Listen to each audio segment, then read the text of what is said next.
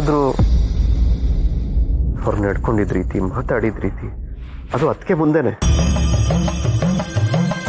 ಖಂಡಿತವಾಗ್ಲೂ ತಪ್ಪಿದ. ಈ ಜಾಗದಲ್ಲಿ ಬೇರೆ ಯಾರಾದರೂ ಇದ್ದಿದ್ರೆ ದೀಪು ಅವ್ರ ಕೆನ್ನೆಗೆ 4 ಬಾರ್ಸ್ ಬುದ್ಧಿ ಹೇಳ್ತಾ ಇದ್ರು. ಯಾಕೋ ಈ ವಿಚಾರದಲ್ಲಿ ತುಂಬ ಚಿಕ್ಕವರಾಗಿ ನಡ್ಕೊಳ್ತಾ ಇದ್ದಾರೆ. ನನ್ನ ಅತ್ತಿಗೆನ ದೂರ ಮಾಡೋ ಲೆವೆಲ್ಗೆ ಅವ್ರ ಮೈಂಡ್ ಸೆಟ್ ಇದೆಯಾ? ಸರಿ ಆಗ್ತಾ ಇದೆ. ನನ್ನ ಮನೆಯವ್ರನ್ನೆಲ್ಲ ಒಂದು ಮಾಡಿದ್ದೆ ಅವರು. ಅಂಥದ್ರಲ್ಲಿ ಈಗ ನನ್ನ ಅತ್ತಿಗೆ ಸಂಬಂಧ ಹಾಳು ಮಾಡಕ್ಕೆ ನೋಡ್ತಿದಾರಲ್ಲ, ಎಷ್ಟು ಸರಿ ಇದು? ಈ ವಿಚಾರದಲ್ಲಿ ದೀಪ ಅವ್ರು ಮಾಡ್ತಿರೋದು ಬರೀ ತಪ್ಪಲ್ಲ,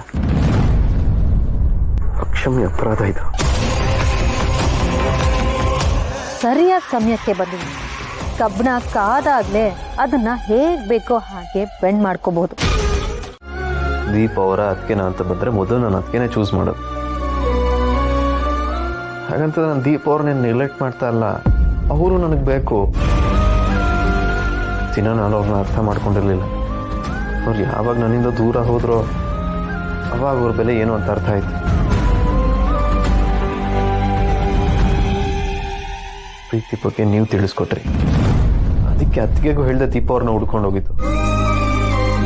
ಅಂದ್ರೆ ಈಗ ಅವ್ರು ನೋಡಿದ್ರೆ ಅದಕ್ಕೇನು ಬಿಟ್ಟು ನನ್ನ ಜೊತೆ ಬನ್ನಿ ಅಂತ ಕಂಡೀಷನ್ ಆಗ್ತಾ ಇದೆ. ಕೋಪ ಬರಲ್ವಾಪ್ಪ? ದೀಪ, ನೀನು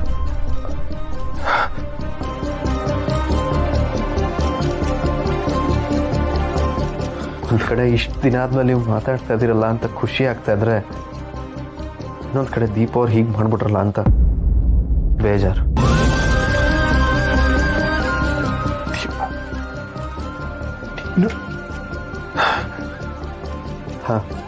ಹಾಂ ಆಯ್ತಪ್ಪ, ನಿಮ್ಮ ಆಸೆ ಅಂತೆ ನಾನು ದೀಪ ಅವ್ರು ಒಂದಾಗ ಟ್ರೈ ಮಾಡ್ತಿದ್ದೆ.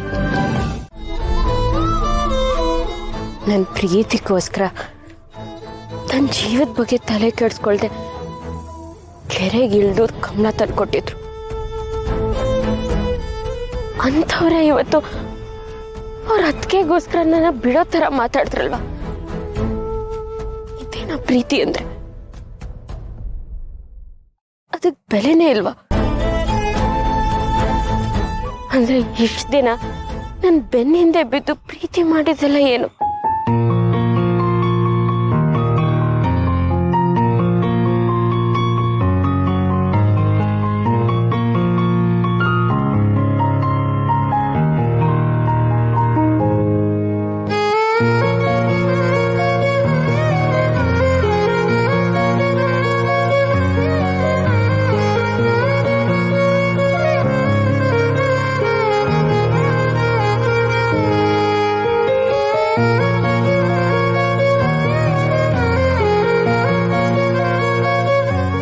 ಯಾಕೆ ಈ ಥರ ಮಾಡಿದ್ರಿ? ನಾನೇನ್ ಮಾಡ್ದೆ? ಕೇಳ್ದೆ ಯಾಕೆ ಇಲ್ಲಿಗೆ ಬಂದು ನಿಂತಿದ್ದೀರಾ? ಇನ್ಯಾವ ಖುಷಿಗಲ್ಲಿ ಇರ್ಬೇಕಾಗಿತ್ತು? ನನ್ನ ಮಾತು ಕೇಳ್ದೆ ನನ್ನ ಮೇಲೆ ಕೈ ಮಾಡಿದ್ರಲ್ವಾ, ಸಮಾಧಾನ ಆಯ್ತಾ? ಸಾರಿ ದೀಪ ಅವರೇ, ಕೋಪದಲ್ಲಿ ಆ ರೀತಿ ನಡ್ಕೊಂಡ್ಬಿಟ್ಟೆ. ಆದರೆ ನೀವು ಅದಕ್ಕೆ ಬಗ್ಗೆ ಆ ರೀತಿ ಕೆಟ್ಟದಾಗ ಮಾತಾಡಿದ್ದು ತಪ್ಪಲ್ವಾ? ಒಳ್ಳೇದು ಹೇಳಿದ್ರೆ ಈಗಿನ ಕಾಲದಲ್ಲಿ ಯಾರು ಅರ್ಥ ಮಾಡ್ಕೊಳ್ಳಲ್ಲ ಅನ್ಸುತ್ತೆ. ಹಾಗಲ್ಲ ದೀಪ ಅವರೇ, ನನಗೆ ನೀವು ಬೇಕು, ಅದಕ್ಕೇನೂ ಬೇಕು. ನನ್ನ ತಾಯಿ ಸ್ಥಾನದಲ್ಲಿರೋರ್ನ ಬಿಟ್ಬಿಡಿ ಅಂದರೆ ಹೇಗೆ? ಒಂದು ವೇಳೆ ಇದೇ ಮಾತನ್ನ ಅದಕ್ಕೆ ನಿಮ್ಗೆ ಹೇಳಿದಿದ್ರೆ? ಅವ್ರು ಹೇಳಿದ್ರೆ ನೀವು ನನ್ನನ್ನು ಬಿಟ್ಬಿಡ್ತಿದ್ರಿ ಅನ್ಸುತ್ತೆ. ನೋಡಿ ಇದನ್ನೇ ಬೇಡ ಅನ್ನೋದು. ನಿಮ್ಮ ಹಿಂದೆ ಬಿದ್ದು ನಿಮ್ಮನ್ನು ಪ್ರೀತಿ ಮಾಡಿದ್ದು ನಿಮ್ಮನ್ನು ಬಿಟ್ಬಿಡಕ್ಕಲ್ಲ, ಪಡ್ಕೊಳಕ್ಕೆ.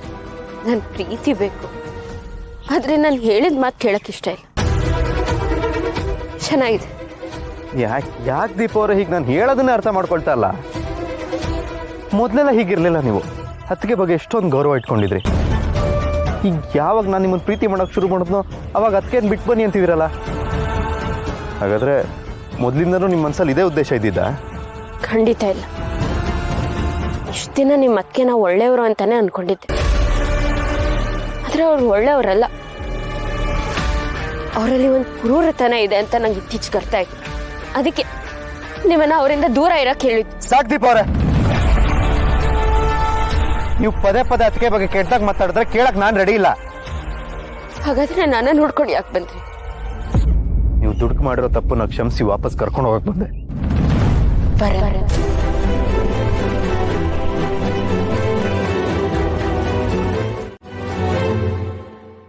ಮತ್ತೆ ಹಠ ಮಾಡ್ಬಿಡಿ ದೀಪ ಅವರೇ.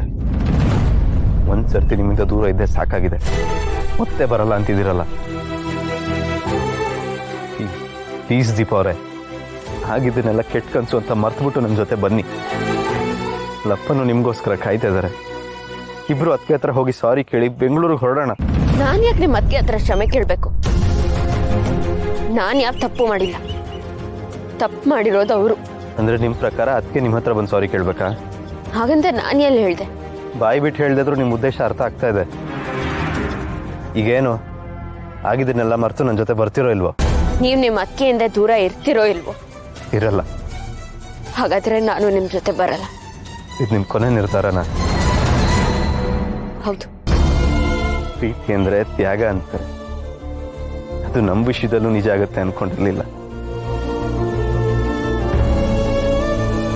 ನಾನು ನಿಮ್ಮಿಂದ ದೂರ ಇದ್ರು ನಿಮ್ಮನ್ನು ಪ್ರೀತಿಸೋದು ಮಾತ್ರ ನಿಲ್ಸಲ್ಲ, ನಿಮ್ಮನ್ನು ಮರೆಯೋಕ್ಕೂ ಆಗಲ್ಲ. ಆದ್ರೆ ನಿಮ್ ಪ್ರೀತಿಗೋಸ್ಕರ ತನ್ನ ಸ್ವಂತ ಮಗನಿಗಿಂತ ಹೆಚ್ಚಾಗಿ ಸಾಕಿರೋ ಅತ್ತಿಗೆನ್ ಬಿಟ್ಟು ಬರೋದಕ್ಕೂ ಆಗಲ್ಲ.